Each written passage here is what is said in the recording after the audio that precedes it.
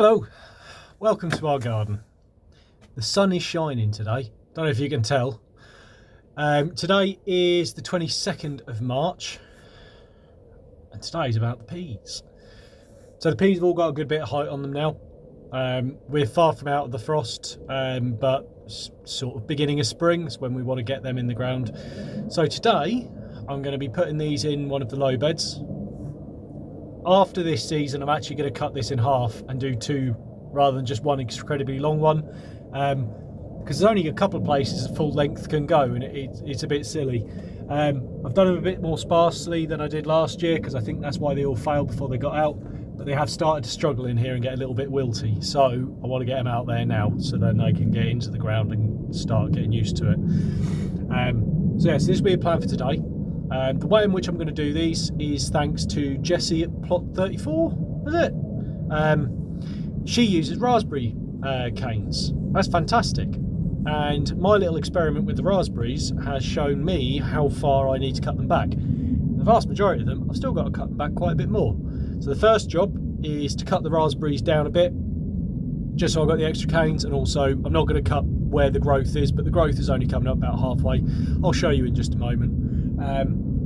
Get them done. The bed's already prepped, so then I can come in with this and hopefully have a nice slide out and do it in 2 rows. We'll see if it works or not, but that's the plan, and then we can stake it up with all the raspberry canes. Bob's your uncle. Right, I'll take you outside and I'll show you what I'm doing then. Right, so here's my messy raspberry line. Now what I did, I cut some of these guys back, but I left a lot of the longer lengths because I just wanted to see whether it would be beneficial to leave them up or not. And what I can see, and it's most of the way along, the growth stops around about here. Anything above that, there's no growth. There's quite a few that have actually died, like you see that one's all paled off, so I can cut that one quite a bit lower. Now the ones that I had already cut off, I'm using them as a cat deterrent.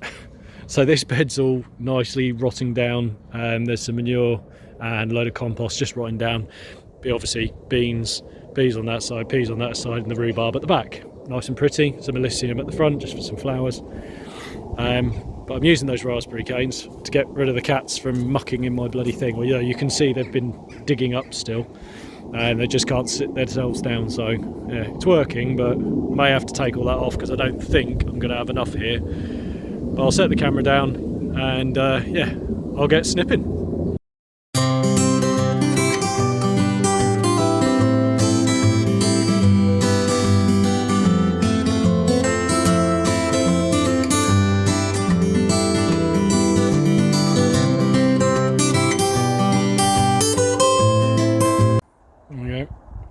That's what we got. So this is the bed which it's going to be sitting in. The one next to it I'm going to do beans, and I'm in the process of sorting all this out. That cardboard I've got to chuck in the recycling, but forget about that for now. So this is where I'm going to be putting the peas. I'm going to do one run like that, one run like that. These are 1 metre by 1 metre, and the guttering I've got I believe is 1.8, so it'll be roughly correctly sized, so that should be fine. Right, I'll go get the peas. So so you can see, this is why the guttering is the length that it is. My plan to have 2 of these set up in the greenhouse, 1 on each side, and then when it comes time I can just pull this out, put it straight in here. That's fine. But I'm not doing that because it don't work very well. You've got to cut it in half, and I've already got peas set in this bed. This is going to go over to the other bed. Right, I'll bring it over.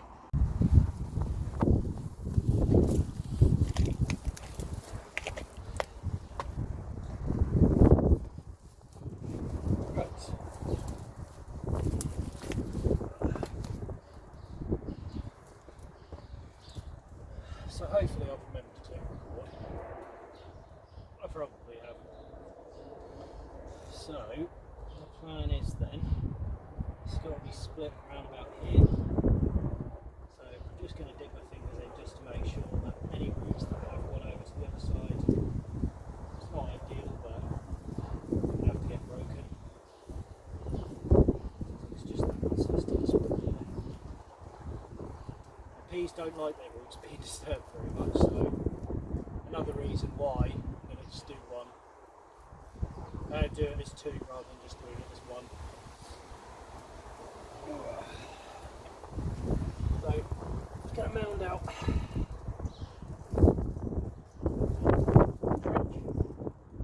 Very deep, because this isn't very deep. Take off the end cap.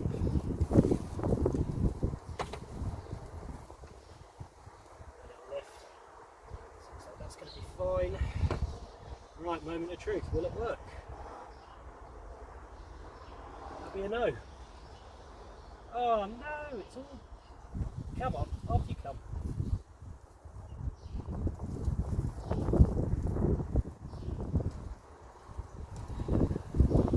So I'm putting my fingers underneath the little mat of roots to loosen it. Hopefully, there we go, just like that. On the composter, there we go.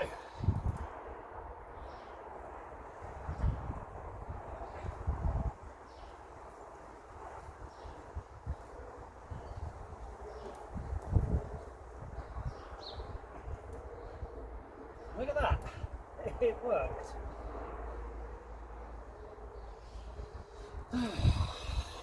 Do you reckon round two will work as well?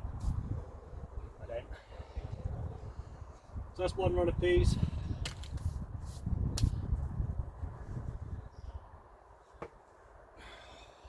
Faux pas, I'm standing on it. Second, I'm going to space it out so these are the only things growing in this bed at the moment, but leave some space at the front because I might just chuck some salads and things like that in there for now, not just yet. This bed is not very well established, so peas are quite a good choice in my eyes to go in here. Right, round two, let's see if we can get this to work just as nicely. Do I take it from the other side though? I think I should.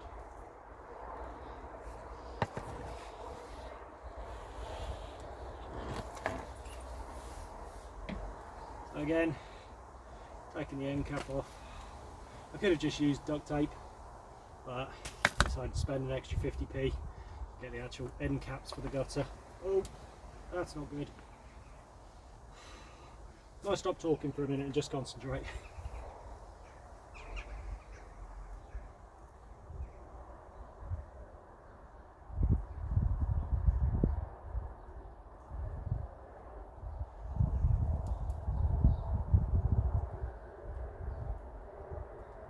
It's all loose now. There you go, and that's how it's supposed to look. Look at that. Not however it was I was doing it. Now the compost these guys are in is actually quite dry, so I need to give them a good old watering in. I'll do that before we do the little cages with the raspberries. Right, let's change your angle, shall we? Right, so they're in now. They need bedding in a bit better than that actually, but they are in. So the next thing is the raspberries. Now, I will do my peas in some of the other parts of the garden with some netting, some wire mesh and things like that, and that's okay. But with peas, they don't really like growing straight up. They like going all over the place. And that is all over the place. So my plan is, again, I say my plan, it's that Jesse's plan, not mine. I saw her do it and I thought that's a fantastic idea. My plan is to make a bit of a cage for them. There's loads of little barbs on raspberries, as I'm sure you know. This gives the pea something extra to grab onto. And I'm just going to carry on doing this all the way across to give the pea something to hold onto and something to climb. Now, some of these raspberry canes are definitely alive, so we'll have to be a bit mindful of that. And when these peas are done, get them out too sweet so I don't have additional raspberry growing in this bed, because I don't particularly want that.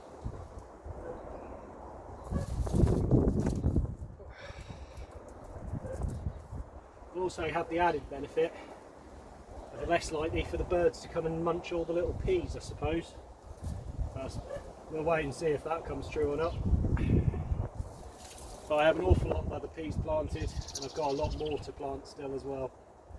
So I'm spacing these out roughly 1.5 inches, 2 inches apart from each other, going opposing sides. As I say, this will just give the plants a nice bit of grip. I haven't planted these peas too closely together either, so it will be in their benefit. Might come back and put some more of these in actually, I'm not sure.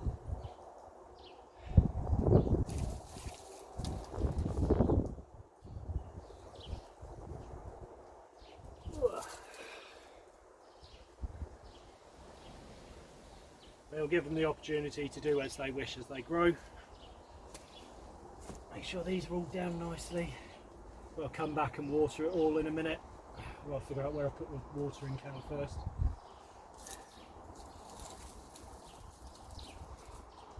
Again, just popping the canes in as and there, roughly 1.5 inches apart, just so the peas have got something nice to grab onto as they grow. Yeah, never thought of doing this. See, this is what I mean. Don't know if you can see it on camera, but there's still life in this one. So this will end up being more raspberries, I'm sure. But you know, it's fine, it's my fault.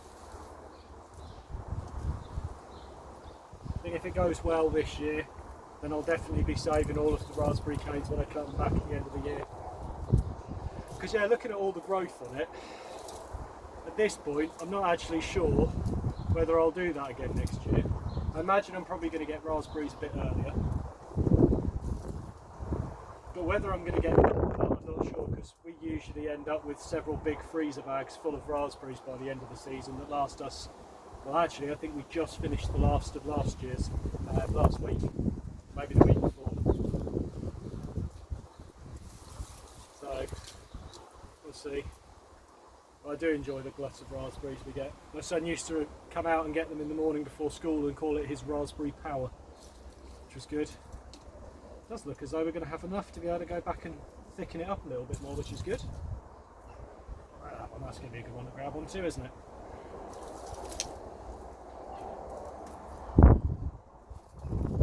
Yeah, I've got a few spare here, so we've already got some big spaces.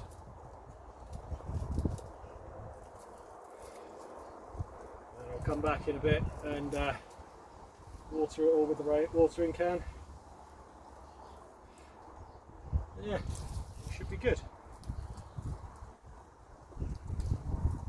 But this is the most successful I've ever been with the gutter technique. I'm quite pleased. Is it just here? Spot them. It still gives me plenty of space to be able to get in there, get the peas. In fact, I'll put that in there. And I'll even have somewhere to stand. Right, let's go get the watering can and I'll meet you back in the greenhouse. Just on a little side note, this, as I'm sure you're familiar with, is a bell jar or a bell cloche. Keeps things protected from birds, slugs and frost. Brilliant little things.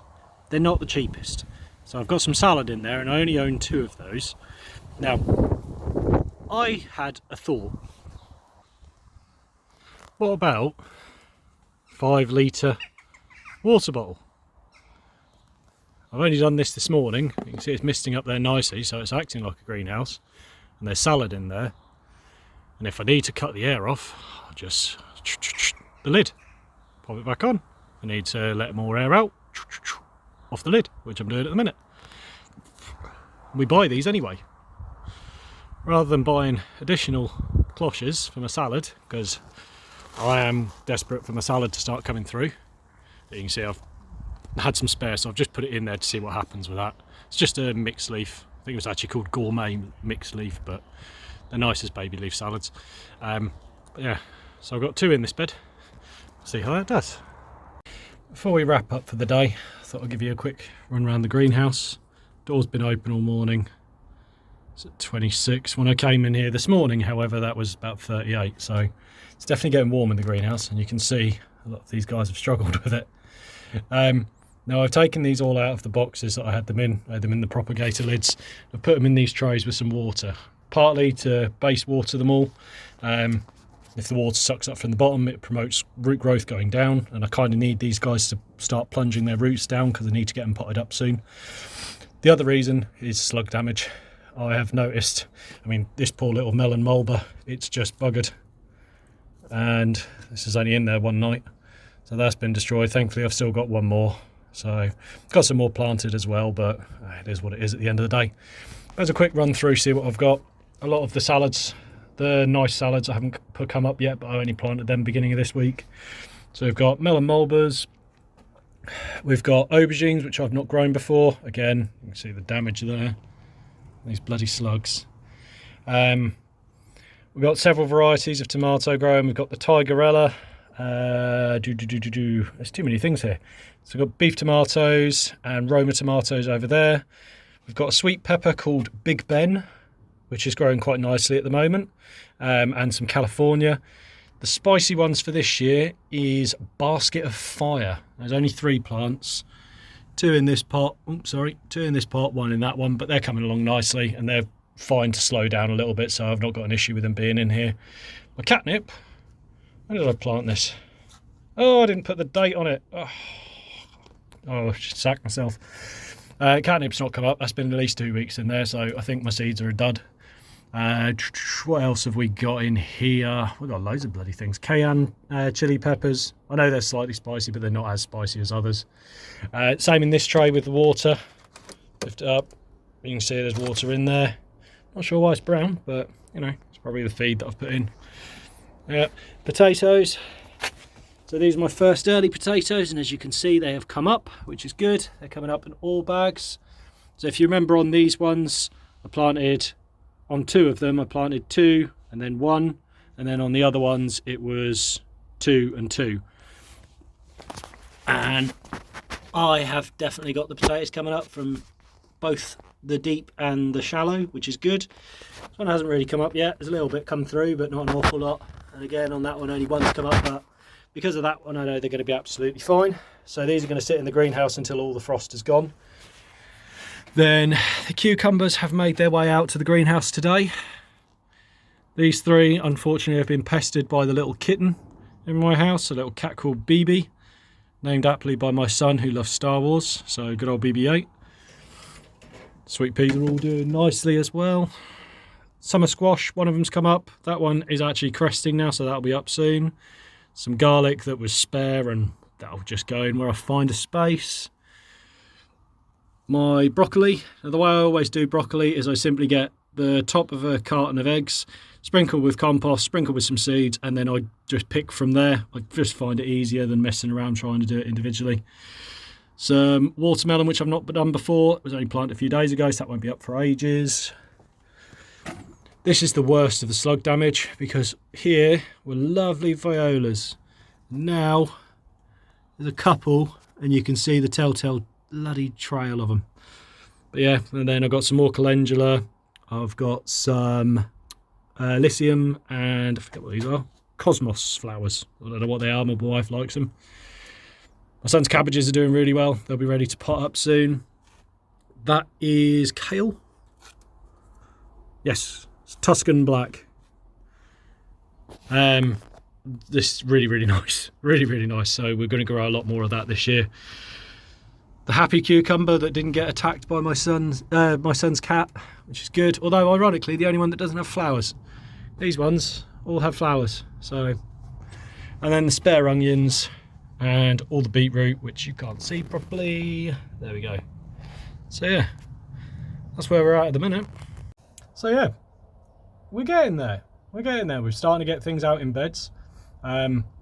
We have some mild weather, sort of mid-teens for the next 7 days, which is quite nice.